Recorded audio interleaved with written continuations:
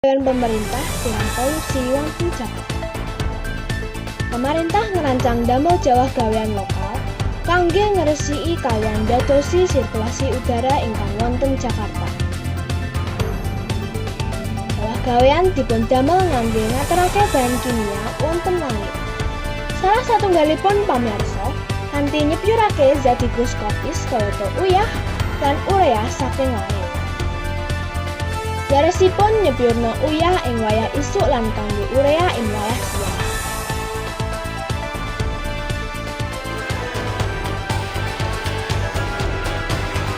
Dalam upaya mengatasi polusi udara di Jakarta, pemerintah membuat hujan buatan lokal. Sawantawas menika, Menteri Ekonomi Hidup dan Kehutanan, Siti Nurbaya ngandharaken kanthi geomorfologi, model wilayah Jakarta dipunwastani space alluvial, ingkang celak ngandhap lan bleber wonten segara dene kahanan urangan pinggir wilayah perbukitan.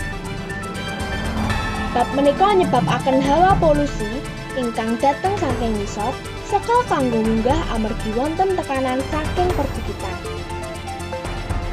Di Jakarta banyak gedung tingginya.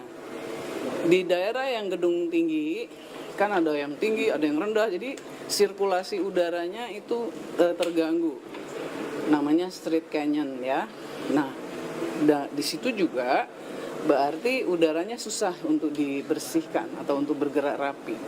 Oleh karena itu terhadap situasi seperti ini, itu kita lakukan hujan buatan di lokal. Jenderal Pengendalian Pencemaran dan Kerusakan Lingkungan ngaturake menawi kualitas udara ing Jakarta boten saawon kalian ingkang diberitake. Amargi pengukuran kualitas udara boten migunakake standar SNI. Barangkali datanya akan lebih banyak karena dia jatahnya jauh lebih banyak. Yang sebetulnya pada setiap saat pun Jakarta itu tidak selalu kota buruk. Kualitas udara ing ibu kota ingkang malah awon nyebabake kathah warga kenging atusan penyakit kadosta infeksi saluran pernapasan, watuk, lan flu. Saking Jakarta, Restu Dijo Aisyah lan tim liputan nglaporaken.